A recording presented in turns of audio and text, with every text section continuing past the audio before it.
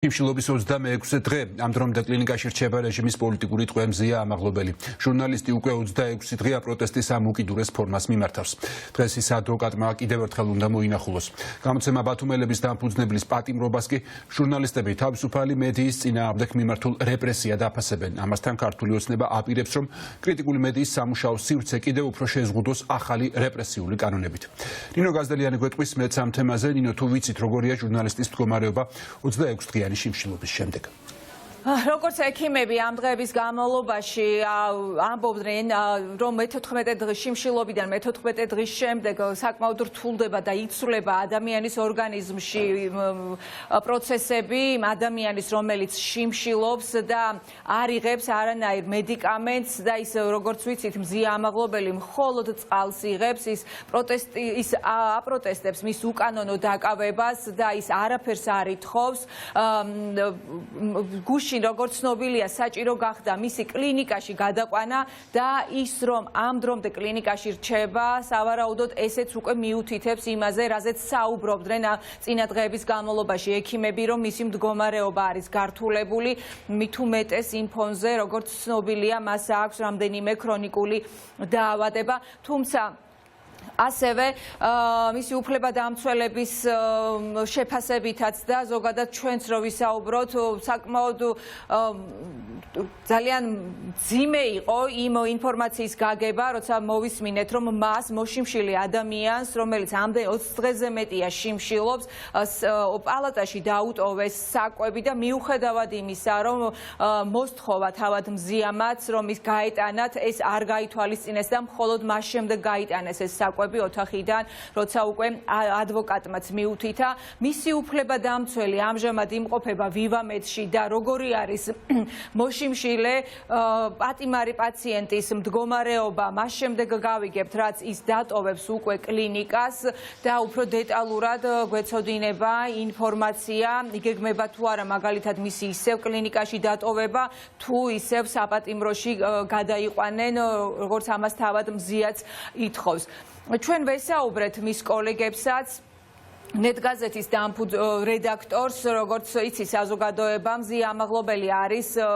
გამოცემების ბათუმელებისა და ნეტგაზეთის დამფუძნებელი, ის არის მედია მენეჯერი და ბუნებრივია მისი დაკავების შემდეგ ამ გამოცემებს გაურთულდათ საქმიანობა, თუმცა როგორც ნეტგაზეთის რედაქტორმა განაცხადა, ისინი ყველაფერს აკეთებენ იმისათვის, რომ გააგრძელონ საქმიანობა და ყველანაირად გააშუქონ, ყველა შესაძლებლობით გააშუქონ ის რეალობა, რაც დღეს ქვეყანაში არის, როგორც ცდილობს ქართული ოცნება, საბოლოოდ ჩაახშოს კრიტიკული მედიის ხმა და სწორედ ამას უკავშირებენ იმ დაანონსებულ ინიციატივას ცვლილებების თაობაზე, რომ შეიქმნება მედიის კანონი, რომლის მიხედვითაც გააკონტროლებენ, რამდენად ობიექტურია მედია და ასევე ერთ-ერთი მთავარი ჩანაწერი აქ არის, რომ მედიებს აეკრძალებათ უცხოური დაფინანსების გამოყენება და ბუნებრივია მედია საშუალებების წარმომადგენლები ამბობენ, რომ ეს არის კიდევ ერთი ბერკეტი იმისათვის, რომ ქართული ოცნების მოკრიტიკე მედია საშუალებები და ზოგადად კრიტიკული და დამოუკიდებელი მედია საშუალებები ქვეყანაში აღარ არსებობდეს. ჩვენ ყველაზე მეტად რაც გვაღელვებს, ეს არის მზიას ჯანმრთელობის მდგომარეობა, რადგან ის დღეს უკვე 26-ე დღეა, რაც შიმშილობს.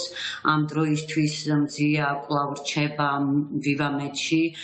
როგორც ჩანს, ექიმებმა მიიღეს მისი იქ დატოვების გადაწყვეტილება, იმის მიუხედავად, რომ მზიას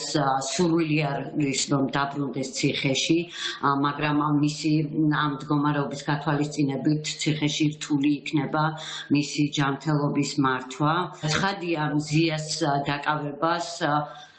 თვითონაც მზია და ჩვენც განვიხილავთ მედიაზე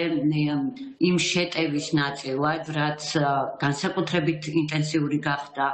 ქართული ოცნების ხელისუფლების მიერ ბოლო 2 წლის განმავლობაში. ახლა ქართულმა ოცნებამ დაანონსა ახალი რეპრესიული კანონები მედიის საერთოდ გასაუქმებლად. ქართული ოცნება პრაქტიკულად ცდილობს, რომ გააჩუმოს ყველა მედიას საშუალება დამოუკიდებელი ყველა კრიტიკული აზრი მოქალაქეები დატოვოს ალტერნატიული ინფორმაციის გარეშე და ესეთი აკრძალვა ჩვენ ვიცით სადაც მოხდა ეს იყო რუსეთში. მზია ამაღლობელი უკვე 26 დღეა შიმშილობს ჩვენ ამ ხნის განმავლობაში წავაწყდით წარმოუდგენელ გულგრილობას სახელმწიფო სტრუქტურების მხრიდან, რომელთაც შეუძლიათ ისეთი გადაწყვეტილებების მიღება, რაც მზიას მდგომარეობას გააუმჯობესებდა. შეგახსენებთ, რომ ის არის რეჟიმის უკანონო ტყვე, ის იმყოფება უკანონო პატიმრობაში ყოველგვარი საფუძვლის გარეშე და რას ემსახურება მთელი ეს სადამსჯელო ოპერაცია ხელისუფლების მხრიდან. ისინი წლების განმავლობაში ფიქრობდნენ და იღებდნენ სხვადასხვა გადაწყვეტილებებს და ზომებს იმისთვის, რომ გაერთულებინათ მუშაობა, გაერთულებინათ საარსებო გარემო კრიტიკული და დამოუკიდებელი მედია საშუალებებისთვის, ნაბიჯ-ნაბიჯ ამას ახორციელებდნენ. ჩვენ როგორც შეგვეძლო წინააღმდეგობასაც ვუწევდით, მაგრამ ჩვენ ვნახეთ, რომ ბოლო 2 წლის განმავლობაში ამგვარი ცვლილებების მიღება მიდის დაჩქარებული ტემპით. ქართულ ოცნებაში ირწმუნებიან, რომ მედიის კანონი იქნება ბრიტანული კანონის ანალოგი და მოდელი, თუმცა ჩვენ ასევე გვესმოდა, რომ თავის დროზე იღებდნენ ამერიკულ კანონს, თუმცა საბოლოო ჯამში ვნახეთ, რომ მიიღეს უკვე რუსული კანონი, რომელმაც ყველანაირად შეზღუდა არასამთავრობო ორგანიზაციების საქმიანობაც და კიდევ უფრო ამის შემდეგ ვიხილეთ არაერთი ცვლილება კანონებში და მათ შორის გაამკაცრეს სულ რამდენიმე დღის წინ უკვე და იგეგმება ადმინისტრაციული და სისხლის სამართლის კოდექსებში ახალი ჩანაწერები და კიდევ უფრო მკაცრდება და ასევე რაც შეეხება ამ მედიის კანონს, ამ დაანონსებული ცვლილებების მიხედვით მედიის კანონით დადგინდება მედიის ობიექტურობა და ჟურნალისტური ეთიკის სტანდარტები და ასევე განისაზღვრება მექანიზმი ამ სტანდარტების მონიტორინგისა და დაცვისთვის და მედიის წარმომადგენლები ამბობენ, რომ აქ მნიშვნელოვანი არის კიდევ ერთი ჩანაწერი, რომელიც დაფინანსებას ეხება და იმ შემთხვევაში თუ ეს კანონი საბოლოო ჯამში ამუშავდა, ეს იქნება კიდევ ერთი სადამსჯელო კანონი ქართული ოცნების მიერ შემუშავებული და ამოქმედებული და ისინი ამბობენ, რომ მისი ძალაში შესვლის შემდეგ საბოლოო ჯამში რაც სურს ქართულ ოცნებას ეს იქნება, რომ როგორმე ყველანაირად შეზღუდოს დამოუკიდებელი მედიების არსებობა, ვინაიდან მათ უცხოური დაფინანსების გამოყენება აეკრძალებათ.